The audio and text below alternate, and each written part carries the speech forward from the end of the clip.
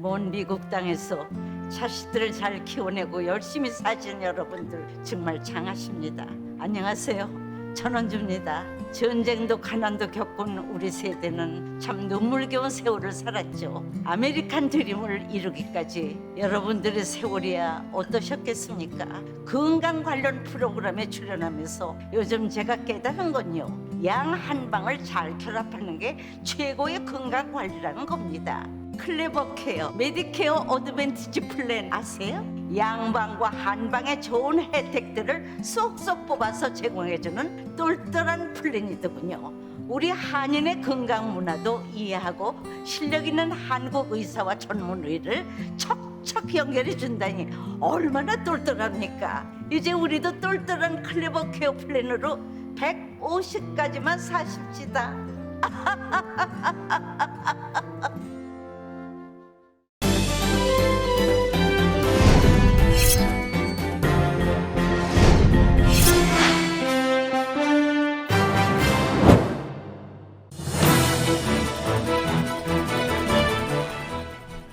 노숙자 텐트촌 철거와 공원 청소를 위한 메가더 파괴 잠정 폐쇄가 오늘 밤 시작됩니다. 청소 작업엔 10주의 시간이 소요될 것으로 보입니다. LA 통합교육부 소속 교사들의 백신 접종률이 97%로 나타났습니다. 모든 교직원들은 11월 15일까지 백신 접종을 마쳐야 합니다. 올겨울 라니냐로 인해 캘리포니아주의 산불 위험성이 더 커질 수 있다는 경고가 나왔습니다. FDA 자문위원회가 존슨앤존슨 백신의 추가 접종을 권고했습니다. FDA는 희귀 부작용 위험과 관련해 모더나 백신의 청소년 대상 긴급 사용 승인을 연기했습니다. 코로나 백신 접종을 마친 외국인의 전면적인 입국이 다음 달 8일부터 가능해집니다.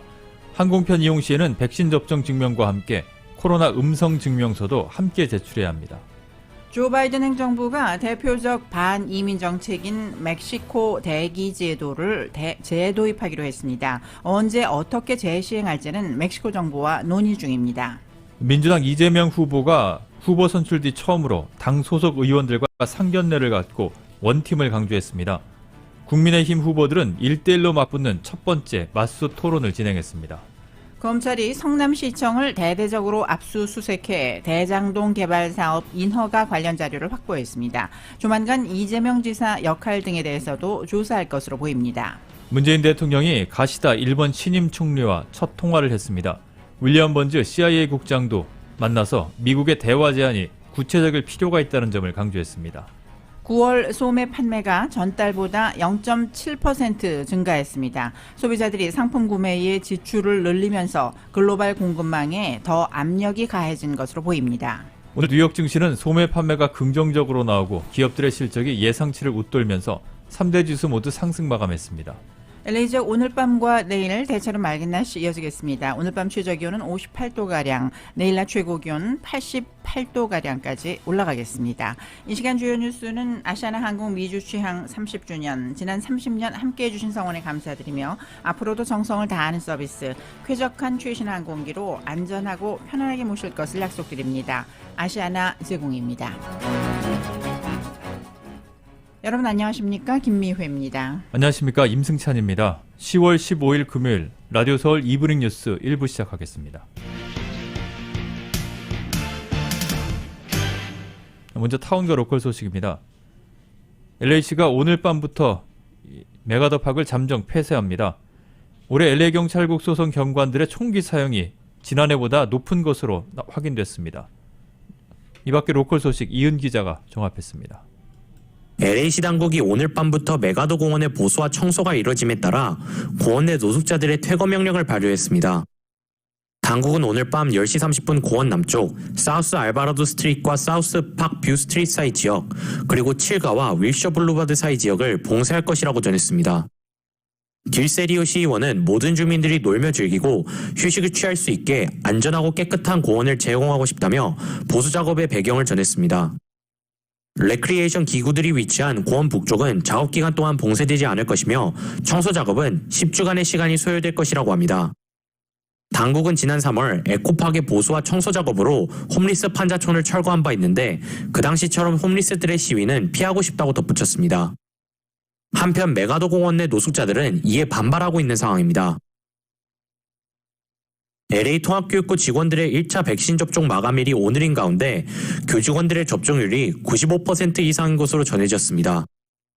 교육부 측에 따르면 직접 수업을 진행하는 교사들의 백신 접종률은 97%이며 그 외 교직원들의 백신 접종률은 95%라고 합니다.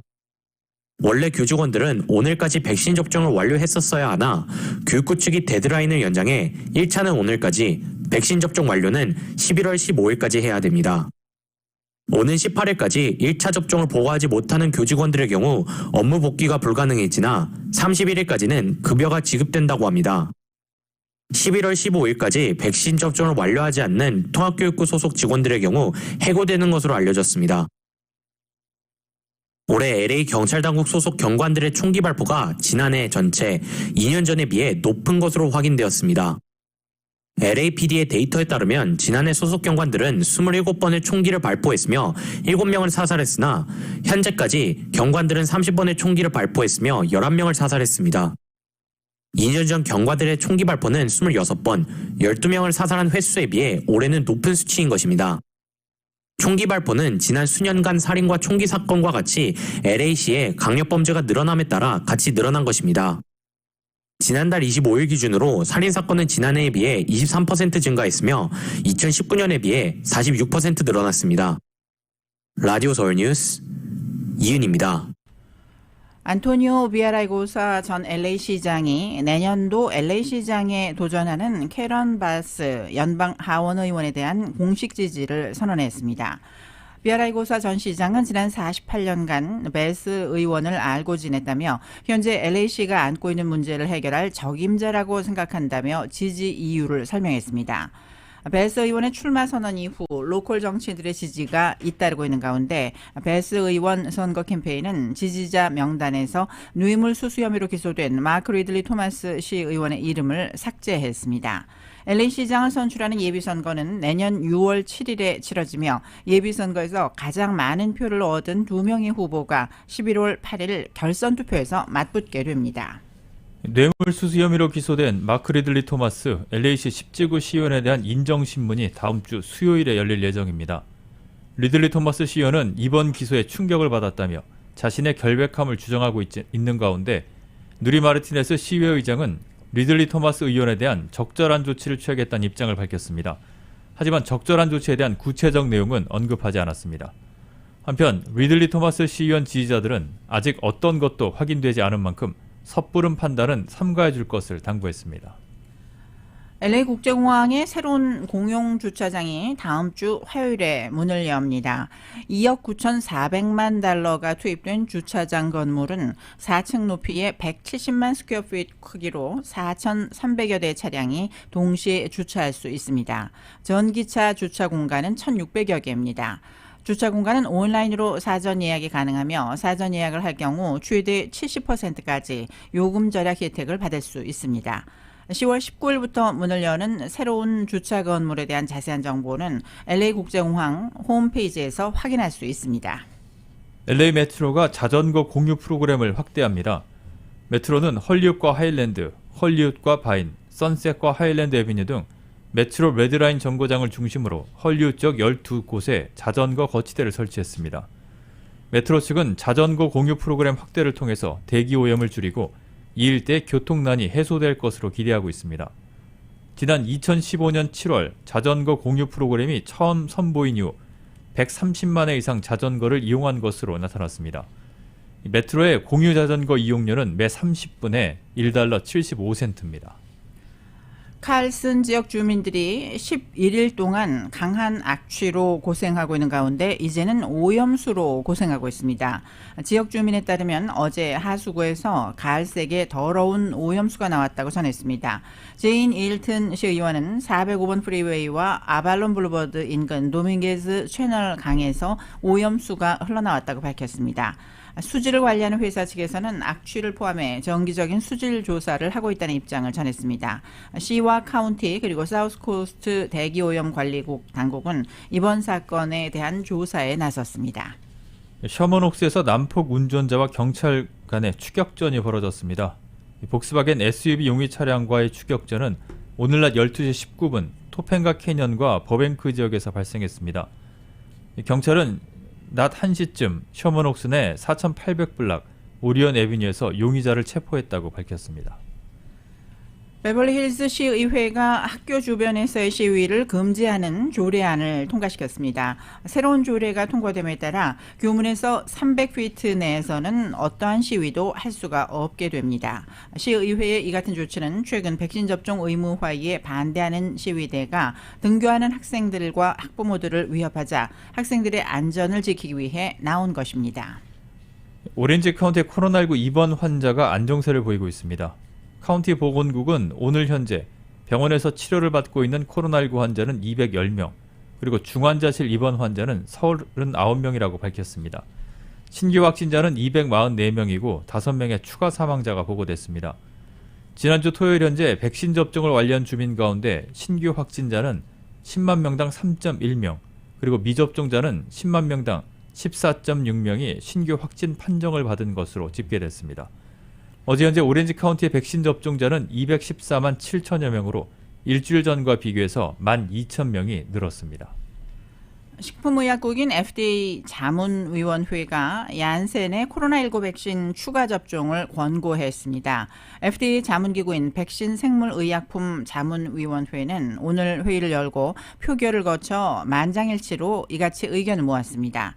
이에 따라 미국에서 승인된 파이자와 모더나, 얀센 등 3종의 코로나19 백신은 모두 FDA 자문위로부터 부스터샷을 접종하라는 권고를 받았습니다.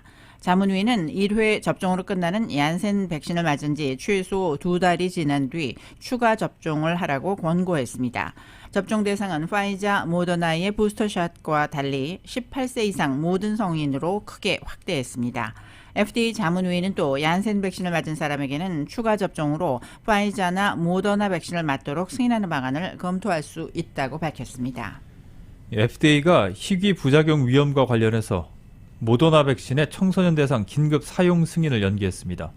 월스트리트저널은 소식통을 인용해서 FDA가 모더나 백신의 심근염 유발 위험이 더 높은지를 평가하기 위해서 12세에서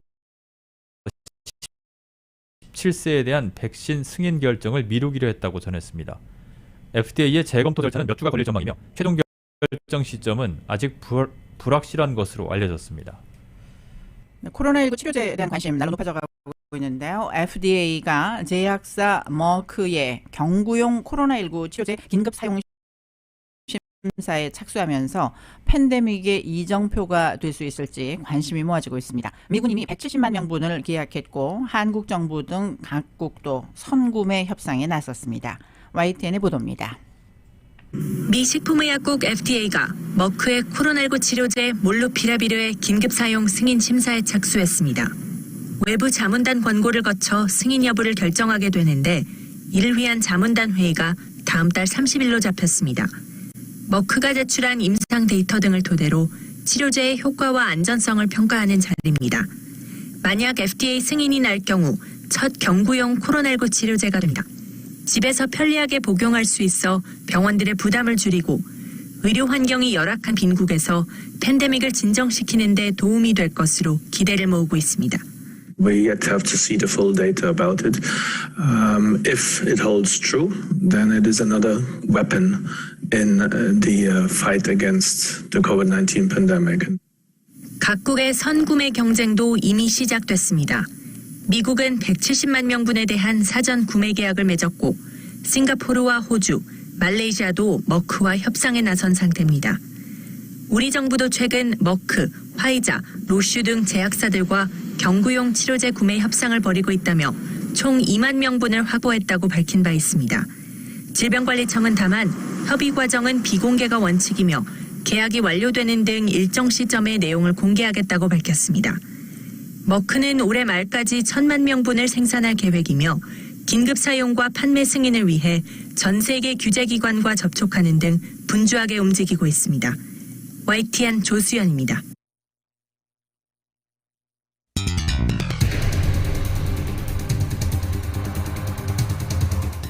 라디오 서울 이브닝 뉴스 1부 함께하고 계십니다. LA와 가든그로브 두 곳에서 모시는 금강안경 검안과 1250만 불 교통사고 최고보상 교통사고 전문 천재 변호사 리차드 호프만, 빛으로 태어나는 당신은 카우나 미인 100% 근적 외선 마스크는 카우나뿐입니다. 정직한 빛 카후나 LED 마스크, 온오프 PRGR, 야마하 14, MU 스포츠, 전미국 독점 총판, 올림픽 골프, 구매부터 재이용자까지 아파트 론도 역시 뱅크 오브 호흡이 하면 다릅니다. 희망을 설계하는 전문가들의 은행 뱅크 오브 호흡 공동 제공으로 함께 하시겠습니다.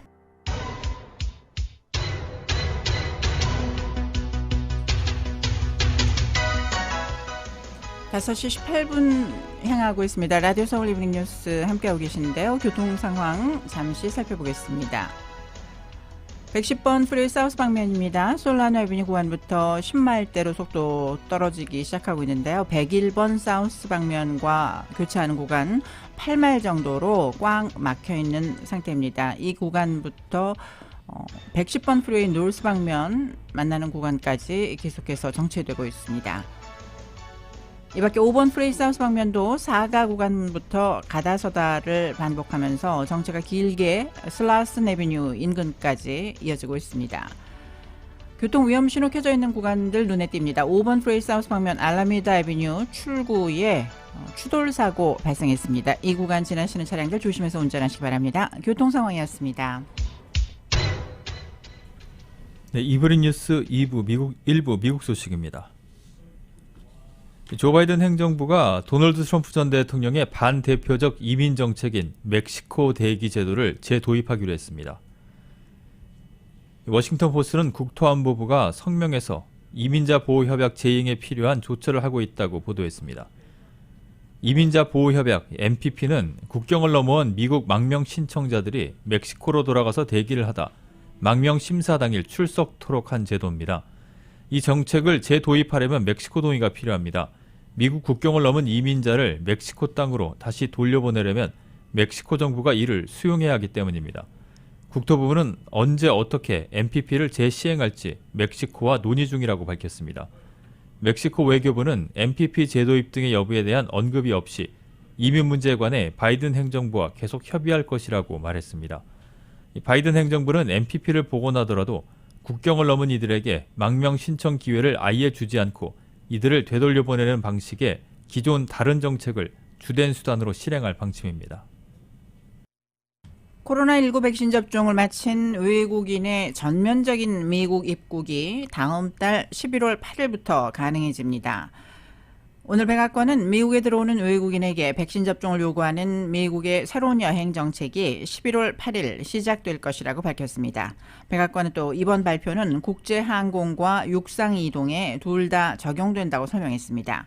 이에 따라 항공편으로 미국을 방문하는 외국인은 탑승 전에 백신 접종 증명서와 72시간 이내에 받은 코로나19 음성 증명서를 제시해야 합니다.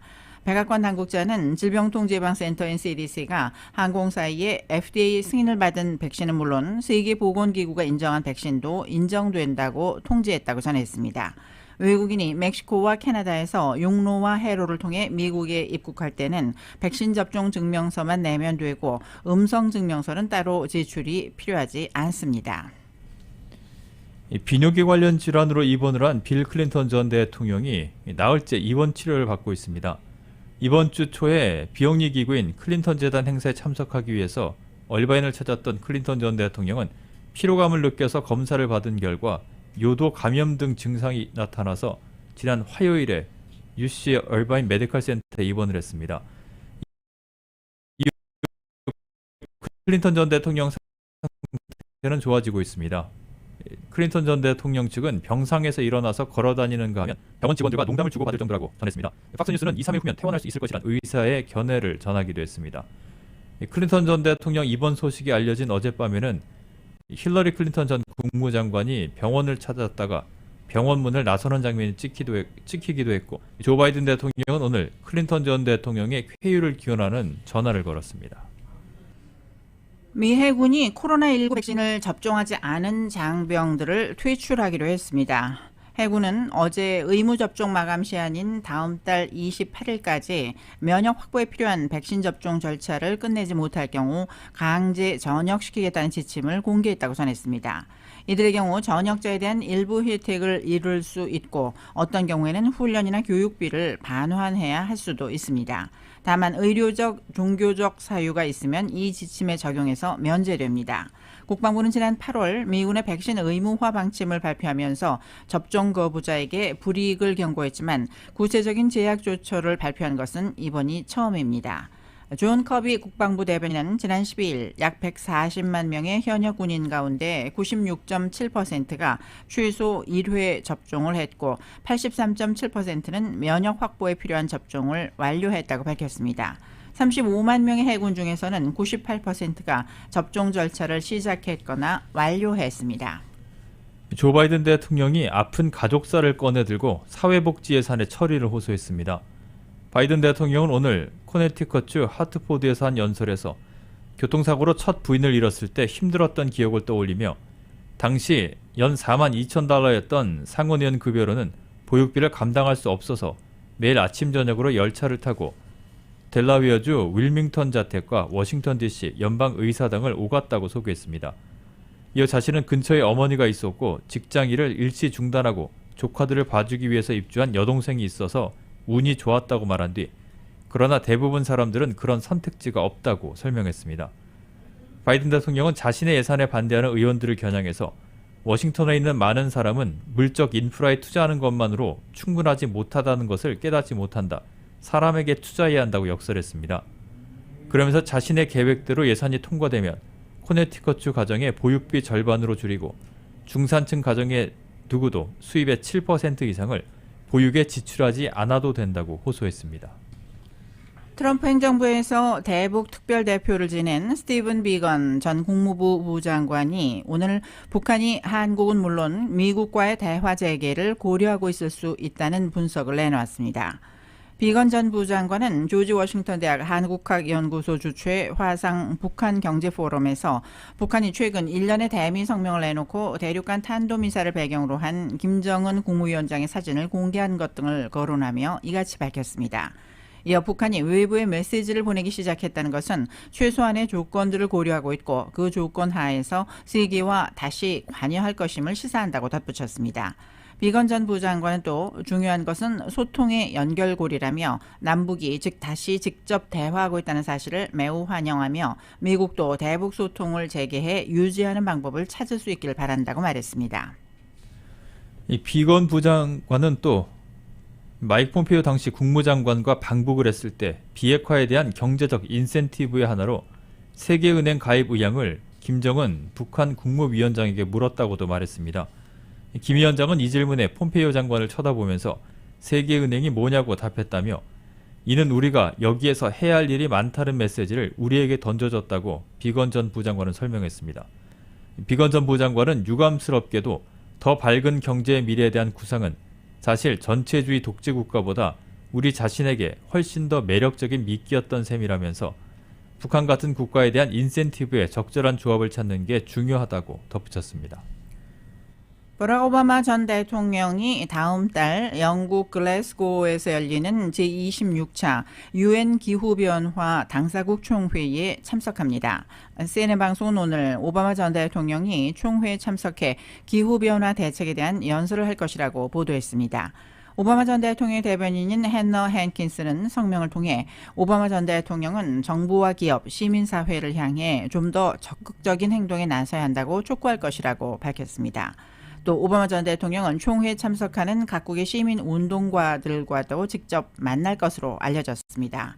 오바마 전 대통령은 재임 시절 기후변화 문제에 적극적인 모습을 보였고 임기 말인 지난 2015년 파리 기후변화 협약을 성사시키는 데 역할을 했습니다. 오바마 전 대통령은 연설에서 파리 협약이 발효된 뒤 5년간의 변화를 평가할 예정입니다. 기상당국이 라니냐 겨울주의보를 내렸습니다. 국립해양대기관리국 산하 기후예측센터는 라니냐 현상이 올 12월부터 내년 2월까지 지속될 가능성이 87%에 달한다며 라니냐 주의보를 발령했습니다. 기후예측센터는 라니냐가 앞으로 몇 달 동안 전국의 기온과 강수량에 영향을 미칠 것으로 예상된다고 말했습니다. 특히 가뭄으로 산림과 초지가 바짝 마른 서부에서는 라니냐가 가져온 건조한 기후로 산불 위험성이 더 커질 수 있습니다. 기후예측센터는 라니냐 겨울이 캘리포니아 중부와 남부 지역에는 좋지 않을 것이라고 전망했습니다. 골든글로브 시상식이 내년 1월에 열립니다. 골든글로브를 주관하는 헐리우드 외신기자협회는 제79회 골든글로브 시상식은 오는 1월 9일에 열리게 되고 후보들은 올해 12월 13일에 발표한다고 밝혔습니다. 시상식은 열리지만 지상파를 통한 중계나 온라인 스트리밍 서비스에 관한 구체적인 내용은 나오지 않았습니다. 골든글로브 시상식은 NBC TV를 통해 중계방송됐었지만 헐리우드 외신기자협회의 다양성이 부족하다는 이유로 내년 행사를 중계하지 않겠다고 통보한 바 있습니다. 라디오 서울 이브닝 뉴스 함께하고 계십니다. 잠시 후에는 한국 소식 전해드립니다.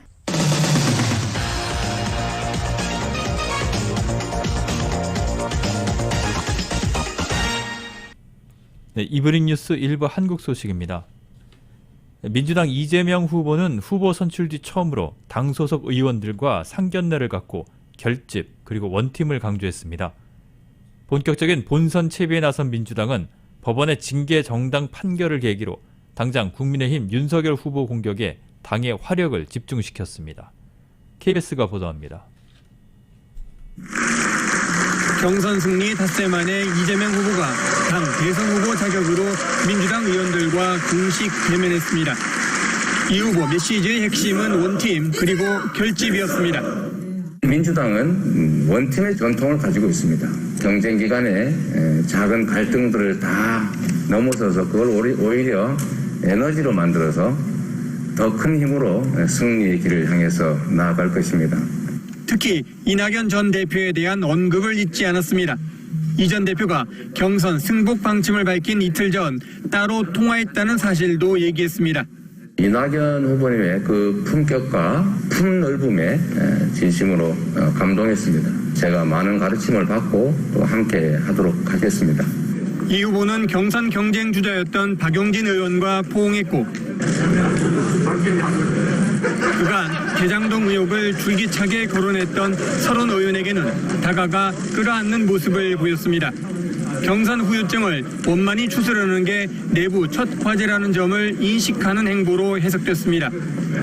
이재명 후보는 밖으로는 야당에 대해 공세 수위를 높이고 있습니다. 특히 윤석열 전 총장의 재직 당시 받은 징계가 정당했다는 법원 판결을 계기로 윤 후보를 직격했습니다. 결국 윤 후보가 정치에 나선 이유가 허구 아니었냐며 국민에 사죄하고 후보직을 사퇴하라고 요구했습니다. 본인의 들보는 안 보고 남의 눈에 티를 찾아가지고 정말로 지나칠 정도로 가혹하게 검찰 권력을 행사했던 점에 대해서 좀 반성하시면 좋겠습니다. 민주당 지도부도 법무부 징계가 아니라 탄핵 사유라고 문제를 삼았고 윤 후보의 항소에 대해서는 적반하장이라고 비판했습니다. KBS 뉴스 노태영입니다. 국민의힘은 어제 후보들이 1대1로 맞붙는 첫 번째 맞수 토론을 진행했습니다. 홍준표 후보는 윤석열 후보를 향해 도덕성 문제를 제기했고 윤 후보는 홍 후보가 정책 약속을 바꾼다고 지적했습니다. 유승민 후보와 원희룡 후보는 경제 공약 대결을 벌였습니다. KBS 보도입니다. 1대1로 마주선 윤석열, 홍준표 후보. 홍 후보는 윤 후보의 도덕성이 민주당 이재명 후보와 다를 바 없다고 공격했습니다. 본인 리스크, 부인 리스크, 장모 리스크 이렇게 많은 리스크를 가진 후보를 제가 처음 봤습니다. 뭐든지 상대가 또는 반대 진영에서 제기하는 의혹을 갖고 도덕성 말씀을 하시면 안 되죠. 후보 검증을 인신공격이라고 하시면 안 되죠. 아니 이거를 검증이라고 얘기하시면 대한민국의 국어가 오염이 되는 거죠. 정치 경력이 없다는 지적에 윤 후보는 국민들이 기존 정치인에게 실망했다고 맞받았습니다. 정치하신 지 4개월 됐습니다. 4개월 되신 분이 느닷없이 대통령 나온다고 하니까 내가 참 어이가 아니 제가 국민들이 말입니다. 왜 기존에 그 정치 하신 분들한테 국민들이 실망을 했기 때문에 그렇게 하신 거 아니에요? 제가 아니 우리 말씀은 그게 후보님들이 아니죠. 잘하셨으면 제가 여기 나올 이유가 없죠. 윤 후보는 홍 후보가 무상급식 등 정책이 오락가락한다고 지적했고 홍 후보는 정책은 시대에 따라 변하는 것이라고 반박했습니다. 유승민, 원희룡 두 후보는 복지 공약 등을 놓고 검증에 집중했습니다. 유 후보는 원 후보의 공약 재원 마련 방법이 이재명 후보와 같다고 지적했습니다.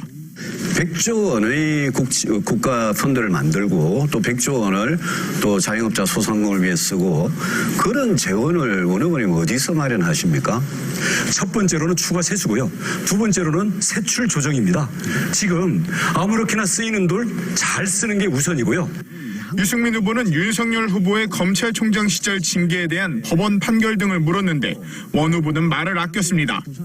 같이 경쟁하고 있는 후보로서 우리 윤석열 후보의 이 후보 자격에 대해서 어떻게 생각하십니까? 경제 전문가는 경제에 관심이 없고 법률 전문가는 법률에 관심이 없네요. 의견을 보고 싶지 않습니다. 후보들 간 마수 토론은 앞으로 상대를 받고 두 차례 더 진행됩니다. KBS 뉴스 강병수입니다. 국민의힘 대선 주자들은 주말에도 개별 일정을 이어갑니다. 윤석열 전 검찰총장은 별다른 공개 일정 없이 다음 주에 이어질 합동 토론회 준비에 주력하고 정책 공약을 점검할 계획입니다. 홍준표 의원은 경기도 수원시와 용인, 성남, 광주시를 돌면서 당원들과 만나 인사를 나눕니다. 유승민 전 의원은 부산을 찾아서 당원 협의회를 돌며 당심 잡기에 주력을 하고 원희룡 전 제주지사는 유튜브 방송 출연과 언론 인터뷰 일정을 소화할 예정입니다. 민주당 이재명 대선 후보가 여당의 후보로 선출된 뒤 맞는 첫 주말인 16일 공식 일정을 잡지 않고 다음 주 국정감사 준비에 주력할 예정입니다. 이 후보 측 관계자는 18일 행정안전위원회와 오는 20일 국토교통위원회에 경기도청 국정감사가 예정된 만큼 주말 동안 대비에 집중할 계획이라고 밝혔습니다. 앞서 국민의힘이 상임위원까지 사보임하며 이 후보와 대장동 의혹의 고리를 밝혀내겠다는 포부를 밝힌 만큼 민주당 위원들 역시 주말과 휴일 국감 준비에 매진할 것으로 보입니다.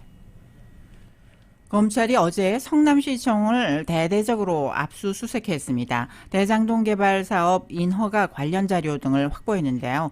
당시 성남시장이던 이재명 경기지사의 역할 등에 대해서도 조사할 것으로 보입니다. 검찰은 구속영장이 기각된 화천대유 대주주 김만배 씨에 대해 영장 재청구를 검토 중입니다. KBS가 보도합니다.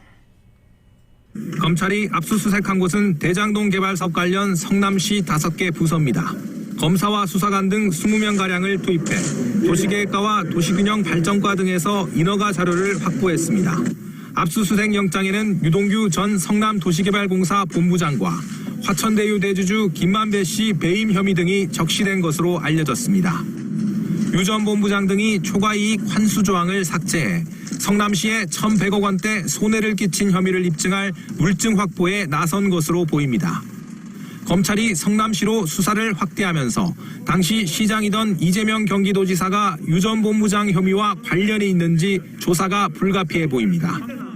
검찰은 또 구속된 유 전 본부장의 지인 집을 압수수색해 2달 전까지 쓰던 유 씨 휴대전화를 확보한 것으로 전해졌습니다. 화천대유 대주주 김만배 씨에 대한 구속영장이 기각되면서 검찰 수사는 차질이 불가피한 상황입니다. 법원은 김 씨의 방어권을 보장할 필요성이 큰 반면에 구속 필요성이 충분히 소명됐다고 보기 어렵다고 밝혔습니다. 검찰이 김 씨 범죄 혐의를 충분히 소명하지 못한 것으로 보입니다. 실제 검찰은 영장심사 과정에서 계좌 추적 자료 등을 제시하지 못한 채 정영학 녹취록 내용에 의존해 구속 필요성을 주장한 것으로 알려졌습니다. 검찰은 기각 사유를 면밀히 검토해 재청구 여부를 결정하겠다고 밝혔습니다. KBS 뉴스 이승철입니다. 대장동 사업 동업자인 3인방이 이제는 서로에게 법적인 책임을 돌리고 있습니다. 화천대유의 대주주 김만배 씨와 정영학 회계사 그리고 남욱 변호사의 주장은 주요 의혹 곳곳에서 서로 엇갈리고 있는데요. 조만간 귀국을 하는 남 변호사의 조사가 구속영장 기각으로 제동이 걸린 검찰 수사의 분수령이 될 것으로 문재인 대통령 보입니다. 이 소식 YTN이 보도합니다. 50억씩 7분한테 350억 주기로 했다는 그 얘기만. 그 얘기를 직접 들으셨다는 거죠? 저희는 계속 들었었죠. 그 비용이 많이 들어가니 니들이 이런 비용을 내라 라고 해서 그것 때문에 계속 부딪혔었습니다. 50억 클럽 논란에 대한 것도 사실이 아니에요. 사실이 아닙니다. 저도 유동규 본부장의 지분이 있다는 얘기를 김만배 회장으로부터 들은 사실도 있고요. 천화동인 1호 실소유주 누구입니까? 그거는 바로 접니다. 로비설과 숨겨진 소유주가 있다고 들었다는 남욱 변호사. 로비는 없었고 실소유주는 본인이라는 김만배 씨. 녹취록을 제출하고 비공개 조사를 이어가는 정영학 회계사까지. 경제적 이득 앞에 힘을 합쳤던 3인방은 법적 책임을 두고는 싸늘하게 갈라섰습니다. 전격 언론 인터뷰로 입장을 밝힌 남 변호사가 정 회계사와 입을 맞춘 게 아니냐는 눈초리도 있지만 법조계에선 다른 해석도 나옵니다. 김 씨가 말을 많이 했다는 남 변호사 말이 오히려 녹취록 속 주장의 신빙성을 떨어뜨려 녹취록 자체의 증명력을 흔드는 김 씨 측 입장을 뒷받침할 수도 있다는 겁니다. 엇갈린 주장과는 별개로 이들이 대장동 사업에서 각자 역할을 한 부분이 있는 만큼 김 씨의 구속영장 청구서엔 나머지 두 사람 역할이 기재된 것으로 알려졌습니다. 정 회계사는 관련 의혹이 담긴 녹취록 제출로 검찰 수사에 적극 협조하고 있지만 사업 설계 전반에 관여한 만큼 법적 책임까지 피하긴 어렵다는 분석이 지배적입니다. 남 변호사도 천화동인 4호 실소유주 1,000억 원 넘는 거액을 배당받은 터라 사업 추진 과정과 지배구조 등을 전혀 몰랐다는 주장은 설득력이 떨어진다는 비판도 나옵니다. 자신도 모른 사이 괴물이 돼 있었다는 남 변호사는 국내 대형 로펌 변호인을 선임한 상태로 검찰과 귀국 일정을 조율하고 있다는 관측도 나옵니다. 검찰은 남 변호사가 공항에 도착하는 대로 즉시 조사가 가능하도록 관계기관과 협의하고 있는 것으로 전해졌습니다. 대장동 의혹의 마지막 퍼즐 조각을 쥔 남 변호사 조사가 이루어져야 대장동 3인방 주장의 진위도 더욱 뚜렷하게 드러날 것으로 보입니다. YTN 한동우입니다. 문재인 대통령이 기시다 신임 일본 총리와 어제 저녁 첫 통화를 했습니다. 문 대통령은 극비리에 방한 중이던 번즈 미 CIA 국장도 만났는데 한미 또 미일 간 동시다발적으로 한반도 정세와 관련한 협의가 이어지고 있습니다. KBS가 전합니다. 문재인 대통령과 기시다 신임 일본 총리와의 첫 통화는 어제 저녁 30분 동안 진행됐습니다. 기시다 총리 취임 이후 11일 만입니다. 두 정상은 대북 공조를 강화하고 한일 관계 역시 미래지향적으로 발전시키기로 했습니다. 그러나 가장 첨예한 문제인 강제징용 문제와 위안부 문제에 대해선 입장차가 나타났습니다. 日韓関係を健全な関係に戻すべく韓国側に適切な対応を強く求めてまいります。 문 대통령은 강제징용 문제에 대해선 한일 청구권 협정에 대한 법적 해석의 차이가 있는 문제라며 외교적 해법을 모색하자고 했습니다. 또 위안부 문제는 피해자분들이 납득하면서 외교에 지장을 초래하지 않는 해법을 찾아보자고 제안했습니다. 문 대통령은 어제 일본에 이어 방한한 번스 미국 CIA 국장도 접견했습니다. 북한을 어떻게 대화 테이블로 나오게 하느냐를 두고 한미가 중점적으로 논의를 벌인 것으로 알려졌습니다. 문 대통령은 북한 체제의 특수성을 설명하며 미국의 대화 제안이 구체적일 필요가 있다는 점을 강조했다고 정부 고위 관계자가 전했습니다.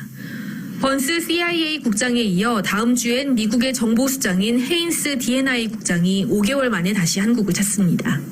지난 12일 미국에서 한미 안보실장이 만나 협의를 한 데 이어 미국 고위 정보당국자들이 잇따라 한국을 찾고 있고 동시에 미국에선 한미일 북핵 수석대표 협의도 진행됩니다.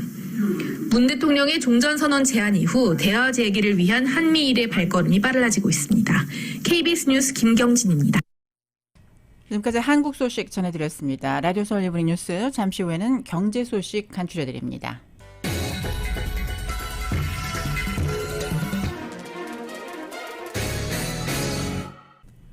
네, 이브닝 뉴스 1부 함께하고 계십니다. 오늘 뉴욕 증시는 소매 판매가 긍정적으로 나오고 기업들의 실적도 예상치를 웃돌면서 상승했습니다. 다우존스 산업평균지수는 어제보다 382.20포인트가 오른 35,294.76을 기록했습니다. S&P 500 지수는 33.11포인트가 오른 4,471.37, 나스닥 지수는 73.91포인트 상승한 14,897.34로 장을 마감했습니다. 유가는 배럴당 $80대의 고공행진을 이어가고 있습니다. 석탄과 천연가스와 더불어서 원유 시장에서도 수요 증가와 공급 부족에 따른 가격 상승세가 지속되는 양상입니다. 뉴욕 상업거래소에서 11월 물 서부 텍사스산 원유 가격은 어제보다 97센트가 오른 배럴당 82달러 28센트에 마감했습니다. 유가는 2014년 10월 이후 최고가를 경신했습니다. 코로나19 델타 변이의 확산에도 소비자들이 2달 연속 지갑을 활짝 연 것으로 나타났습니다. 연방상무부는 9월 소매 판매가 전월보다 0.7% 증가했다고 밝혔습니다. 전월보다 0.2% 감소할 것이라는 전문가 전망을 깨트린 것입니다. 지난 8월에도 소매 판매는 0.7% 감소할 것이란 시장 전망을 빗나가 0.9% 증가한 바 있습니다. 자동차, 가솔린, 음식 등을 제외한 근원 소매 판매는 지난달 0.8% 증가한 것으로 집계됐습니다. 전년 같은 달과 비교하면 9월 소매 판매는 13.9%, 근원 소매 판매는 15.6%가 각각 급증했습니다. 델타 변이가 절정에 달하면서 여행, 오락 등 서비스 수요가 타격을 받았던 지난 8, 9월 소비자들이 상품 구매에 주로 돈을 쓴 결과로 풀이됩니다. 이처럼 전국의 소비자들이 상품 구매에 지출을 늘리면서 글로벌 공급망에 더 압력이 가해진 것으로 보인다고 블룸버그 통신은 분석했습니다. 지난 8월 기업 재고가 월가의 예상치에 부합했습니다. 상무부는 지난 8월 기업 재고가 전월 대비 0.6% 증가한 2조 839억 달러를 기록했다고 오늘 아침 발표했습니다. 월스트리트저널이 집계한 시장 예상치도 0.6% 증가했습니다. 8월의 기업 재고는 지난해 같은 기간보다는 7.4% 증가했습니다. 전월인 7월 기업 재고는 0.6% 증가한 2조 705억 달러로 상향 수정됐습니다. 8월 제조업 재고는 전월 대비 0.6%가 늘었고 소매업 재고는 0.1% 증가했습니다. 도매 재고는 전월보다 1.2%가 늘어났습니다.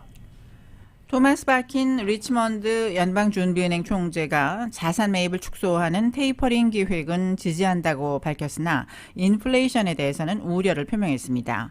오늘 CNBC에 따르면 바킨 총재는 CNBC와의 인터뷰에서 우리는 11월 회의에서 테이퍼링에 대해 논의할 예정이라고 말했습니다. 바킨 총재는 다음 회의에서 테이퍼링을 결정하면 두 날짜 중에 어느 것을 결정할지에 대한 논의가 있을 것이라며 나는 두 쪽 논의에 모두 열려 있다고 말했습니다.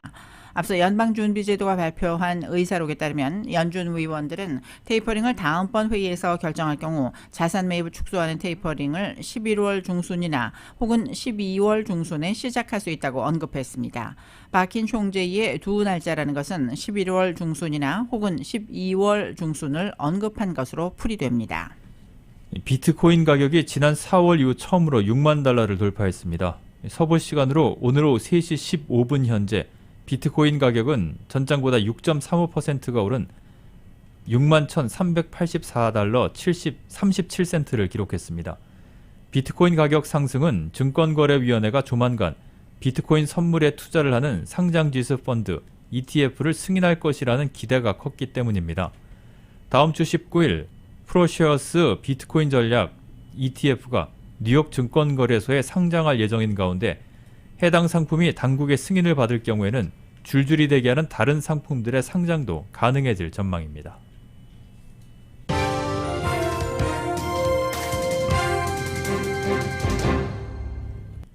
네, 이브닝 뉴스 1부 스포츠 소식 종합해봅니다. PGA 투어 더 CJ 서밋 2라운드가 끝이 났는데요. 키스 미첼 선수가 오늘 8언더파를 추가하면서 중간 합계 18언더파 126타로 단독 선두를 유지하고 있습니다. 강성현 선수는 오늘 9언더파를 치면서 중간 합계 13언더파 131타로 조던 스피스, 애덤 스컷 등과 함께 공동 2위로 라운드를 마쳤습니다. 케빈 나 선수는 10언더파 134타로 공동 16위, 김민국과 강성희 9언더파 공동 19위, 그리고 임성재 선수는 7언더파 137타 공동 35위로 라운드를 마쳤습니다. 메이저리그 소식입니다. 이 아메리칸 리그 챔피언십 시리즈 1차전 보스턴 레드삭스와 휴스턴 애스트로스와의 경기 이 시간 현재 진행 중인데요. 2회 초가 끝났습니다. 휴스턴이 1대 0으로 앞서고 있습니다. 이 보스턴은 크리스 세일 그리고 휴스턴에서는 프랜버 발데스 선수가 선발로 등판을 했습니다. 내셔널리그 챔피언십 시리즈 2차전은 내일 시작됩니다. LA 다저스와 아틀란타 브레이브스와의 경기 오후 5시 7분 아틀란타 홈에서 시작이 되는데요. 아틀란타에서는 이 매스 프리드 선수가 선발 등판로 예정이 됐습니다. 다저스의 선발 투수는 아직까지 미정입니다. 이 경기는 TBS 채널을 통해서 중계가 됩니다. 아메리칸 리그 챔피언십 시리즈 2차전은 내일 1시 20분에 팍스 TV를 통해서 중계 방송됩니다.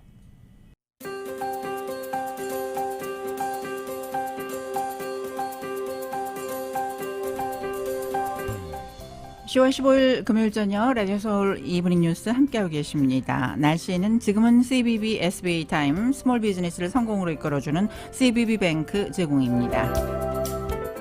상당히 건조한 날씨가 이어지고 있습니다. 오늘 밤과 내일 LA 일원은 맑은 날씨가 이어지겠지만 습도가 상당히 낮은 날씨 계속해서 이어지고 있습니다. 현재 습도가 12%가량 LA 다운타운 지역 보이고 있고 현재 기온은 85도가량을 보이고 있습니다. 내일 하루 종일 그리고 토요일 저녁 8시까지 산불 위험 경보인 레드 플래그 워닝이 내려져 있고 LA 카운티 해안과 벤츄라 카운티 해안에는 강풍주의보가 내일 정오까지 내려져 있는 상태입니다. LA 지역 오늘 밤 최저 기온 58도, 내일 낮 최고 88도가량 되겠습니다. 한편 일요일 낮 최고 기온은 다시 74도가량으로 토요일보다 15도가량 낮아지겠습니다. 오렌지 카운티 지역 내일 낮 최고 91도, 밸리와 인랜드 엠파이어 94도, 해안가는 80도에 머물겠습니다.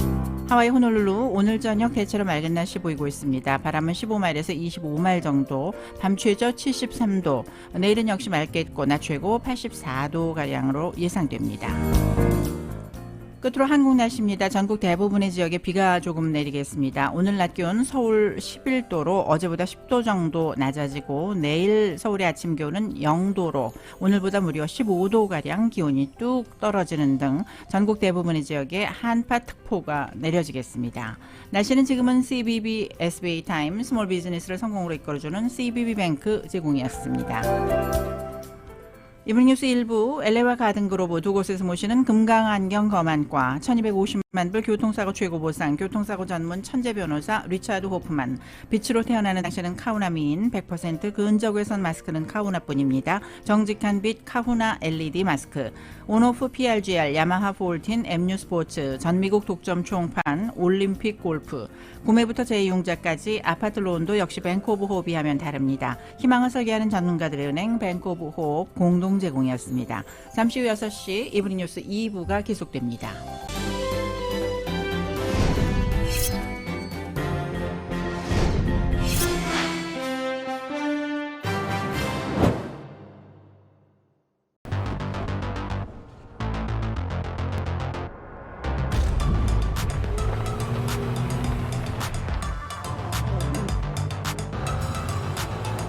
가득 실으세요. 원하는 건 무엇이든 초대형 그림도 거뜬하죠. 언제나 기아 카니발 MPV는 자신있게 말합니다. 당신의 다음 도전은 무엇인가요? 기아 카니발 MPV